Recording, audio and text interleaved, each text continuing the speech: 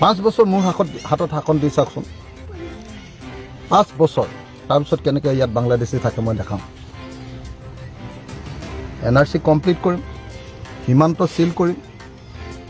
এজনকে বিদেশী ইয়াৰ পৰা বহিষ্কাৰ কৰাৰ ব্যৱস্থা কৰিম আৰু আন্তঃৰাষ্ট্ৰীয় লৰ ভিত্তিত কৰাৰ ব্যৱস্থা কৰিম এনেকৈ হিমন্ত বিশ্বৰ নিচিনাকৈ ধপ নহয় মিছা কথাৰে নহয় মিছলীয়া কথা কৈ অসমৰ মানুহক ঠগবাজি কৰিবৰ কাৰণে নহয় প্ৰকৃত অৰ্থত দেশক বচাবৰ কাৰণে আমি বিদেশী মুক্ত অসম গঠন ফলাফল যিহেতু সমাগত কিমান আশাবাদী আপোনালোক আমি বিৰোধী দলবিলাকে 70ৰ পৰা 80খন আসন পাম মই বাৰম্বাৰ কৈ আছোঁ যে বিজেপিয়ে কেইবাটাও কামৰ জৰিয়তে ৰিজাল্টটো বদলাব খুজিছে প্ৰথম কামটো কৰিছিলে ডিলিমিটেশ্যন ডিলিমিটেশ্যন কৰি তেওঁলোকৰ নিজৰ ইচ্ছামতে সমষ্টিবিলাক ভাগ কৰি ল'লে তাৰপিছতো তেওঁলোক জিকিব নোৱাৰিলে এইবাৰ তেওঁলোকে কি কৰিলে ডিলিমিটেশ্যন কৰাৰ পাছত এইবাৰ SR কৰিলে স্পেচিয়েল ৰিভিজন ভোটাৰ তালিকা স্পেচিয়েল ৰিভিজন কৰাৰ পাছতো বেচেৰাহঁতে জিকিব পৰা অৱস্থালৈ নাই তাৰপাছতো তেওঁলোকে মানুহকে তেওঁলোকৰ বিৰুদ্ধে গ'ল তেতিয়া তৃতীয় কি কাম কৰিলে তৃতীয় তেওঁলোকে কাম কৰিলে কি ৰিগিং ৰিগিং কৰি ভোট জিকিবৰ কাৰণে বিভিন্ন ধৰণৰ 2 নম্বৰী কাম আৰু সেই তৃতীয় ৰিগিং কৰাৰ পাছতো যেতিয়া পৰা নাই এইবাৰ EVM মেচিনবিলাক সলাবৰ কাৰণে EVM মেচিনবিলাক বদলাবৰ কাৰণে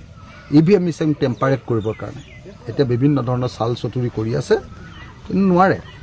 আমিও চাই আছোঁ মই সেইকাৰণে যিসকলে চৰকাৰ বিচাৰে সকলো ৰাইজকে আহ্বান জনাওঁ যে ষ্ট্ৰং ৰুমবিলাক আপোনালোকে ৰখিয়া দিয়ক ষ্ট্ৰং ৰুমবিলাকৰ ৰখিয়া দিয়ক দুটা কাম কৰিব সিহঁতি 100 মিটাৰ দূৰৰ পৰা কম্পিউটাৰৰ পৰা EVM মেচিনটো বদলাই দিব পাৰে 1 নম্বৰ নহ'লে EVM মেচিনটো বদলাই দিব পাৰে সিহঁতি এই হেৰিয়াৰ লগত কথা পাতি কি কয় আপোনাৰ অফিচাৰবিলাকৰ লগত কথা পাতি এই দুটা 3 নম্বৰ কামটো কৰিব পাৰে সিহঁতি এই ষ্ট্ৰং ৰুমৰ পৰা যেতিয়া কাউণ্টিং ৰুমলৈ যেতিয়া EVM নিব তেতিয়া সিহঁতি বদলাই ল'ব পাৰে এই তিনিটাৰ পৰা সাৱধান হওক যদি এই তিনিটাৰ পৰা এতিয়া সাৱধান হয় তেতিয়াহ'লে অলপ কেইদিনমানৰ পাছত 4 তাৰিখৰ দিনা আমাৰ বিৰোধী চৰকাৰ আহি আছে আৰু যদি এইবিলাক বদলাব পাৰে তেতিয়াহ'লে আৰু উপায় নাই মানে মই কালি কেইবাটাও ভিডিঅ' চালোঁ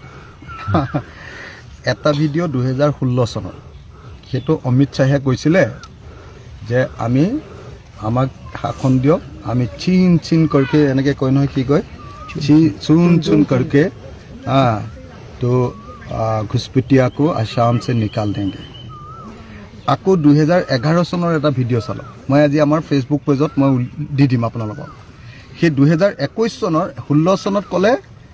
চুন চুন কৰকে ঘুচপেটিয়াকো নিকাল দেंगे আকৌ 2021ত ক'লে চুন চুন কৰকে घुसपैठिया को निकाल देंगे और 2026 कले फिर और 5 साल हम लोग को दे दीजिएगा हम लोग चुन चुन करके घुसपैठिया को निकाल देंगे एतियालेके बीजेपीए 10 বছৰ শাসন কালত অসমৰ পৰা 1600 জন বিদেশী খেদিলে 1686 1686 জন এই হিচাপত যদি বিজেপিয়ে অসমৰ পৰা বিদেশী খেদিবলৈ হয় তেতিয়াহ'লে 21000 বছৰ অসমত শাসন কৰিব লাগিব বিজেপি 21000 বছৰ শাসন কৰিলেহে 21000 বছৰ মানে কিমান জানে নহয় 21000 বছৰ এতিয়া আমাৰ 2000 কিমান বছৰ হৈছে 2600 বছৰ হৈছে ন না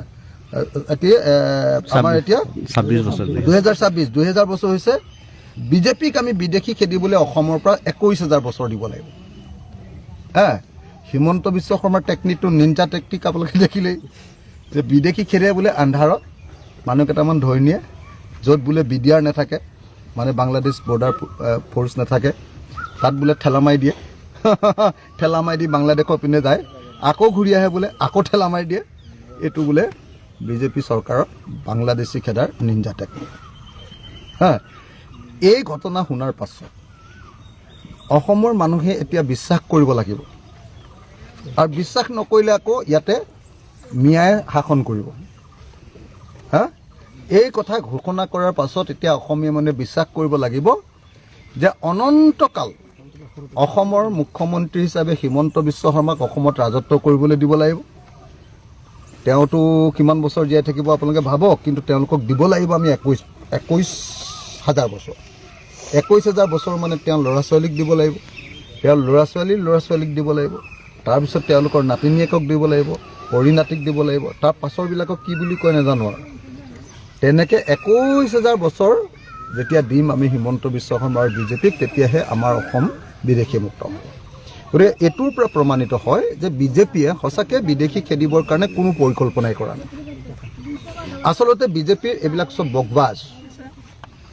এনেই যে কথা কিছুমান ডাঙৰ ডাঙৰকৈ কয়, ইহঁতে কোনো বিদেশীকো খেদিব খোজা নাই, কোনো বাংলাদেশীকো খেদিব খোজা নাই, কোনো মিয়া বাংলাদেশীকো খেদিব খোজা নাই। এইবিলাক চব মিছা সিহঁতৰ। ইহঁতৰ এই কথাবিলাক হ'ল অকল ইলেকশ্যনত ভোট লোৱাৰ কাৰণে কথা। জাতি মাটি ভেটি শৰাইঘাটৰ শেষ ৰণ, চুন চুনকে ঘোষপেটিয়াকো আসাম সে নিকাল দেংগে, এয়া হ'ল অমিত শ্বাহৰ বক্তব্য। গতিকে মই ভাবোঁ যে অসমৰ পৰা যিমান সোনকালে পাৰোঁ আমি বিজেপি বোলা বস্তুটোক বিদায় দি দিব লাগে, আৰু বিদায় দি আমাৰ অসমীয়া অসমৰ মানুহৰ শাসন ইয়ালৈ আনিব লাগে। তেতিয়াহে আমি অসমৰ পৰা বাংলাদেশী মুক্ত কৰিব পাৰিম। যদি সঁচাকৈ বাংলাদেশী মুক্ত কৰিব লাগে, কি কৰিব লাগে? বাংলাদেশৰ লগত আমি বুজাবুজিৰ চুক্তি কৰি বাংলাদেশত অসমত চিনাক্ত হোৱা, ভাৰতত চিনাক্ত হোৱা বিদেশীবিলাকক পঠিয়াই দিব লাগিব, আৰু পঠিয়াই দিবৰ কাৰণে বাংলাদেশে সেইটো গ্ৰহণ কৰিব লাগিব। নাম্বাৰ 1। 2, বাংলাদেশৰ পৰা যাতে ইয়ালৈ আহিব নোৱাৰে তাৰ কাৰণে কি কৰিব লাগিব? আমাৰ সীমান্তৰ যিমানবিলাক ৱাল আছে,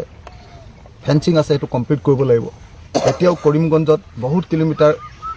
কৰিবই পৰা নাই, ৱাল দিবই পৰা নাই, ফেঞ্চিং দিব পৰা নাই। আৰু আপোনালোকে যদি হেৰিয়ালৈ যায়, ধুবুৰী জিলাৰ পৰা এইডোখৰ কি কয়, লাষ্টৰ জিলাখন আমাৰ আজিকালি নতুন মানকাছাৰ জিলা, মানকাছাৰলৈ যাওকচোন, তাত 23 নে 34 কিলোমিটাৰ একদম মুকলি হৈ আছে। মই মাজে মাজে গৈ থাকোঁ। তো ইহঁতি না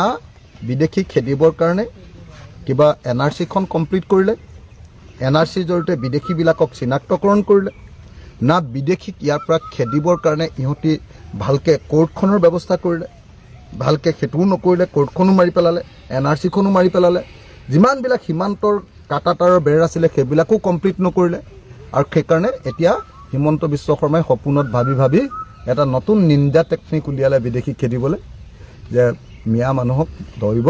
আৰু ধৰি লৈ বাংলাদেশ বৰ্ডাৰত ঠেলা মাৰি, আন্ধাৰত ঠেলা মাৰি, বিডিআৰ নথকা অৱস্থাত ঠেলা মাৰি ভিতৰলৈ পঠিয়াই দিব,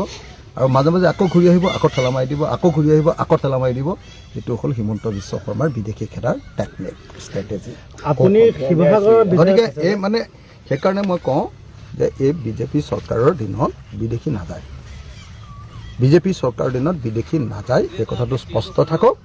যদি সঁচাকৈ অসমৰ পৰা বিদেশী মুক্ত অসম এখন পাব লাগে, তেতিয়াহ'লে আমাৰ নিচিনা খিলঞ্জীয়া মানুহৰ হাতত শাসন দিয়ক, আমাৰ হাতত শাসন দিয়ক। 5 বছৰ মোৰ হাতত শাসন দি চাওকচোন, 5 বছৰ, তাৰপিছত কেনেকৈ ইয়াত বাংলাদেশী থাকে মই দেখাওঁ। NRC কমপ্লিট কৰিম, সীমান্ত চিল কৰিম, এজনকৈ বিদেশীক ইয়াৰ পৰা বহিষ্কাৰ কৰাৰ ব্যৱস্থা কৰিম, আৰু আন্তঃৰাষ্ট্ৰীয় লৰ ভিত্তিত কৰাৰ ব্যৱস্থা কৰিম। এনেকৈ হিমন্ত বিশ্বৰ নিচিনাকৈ ধপ নহয়, মিছা কথাৰে নহয়, মিছলীয়া কথা কৈ অসমৰ মানুহক ঠগবাজি কৰিবৰ কাৰণে নহয়, প্ৰকৃত অৰ্থত দেশক বচাবৰ কাৰণে আমি বিদেশী মুক্ত অসম গঠন কৰিম।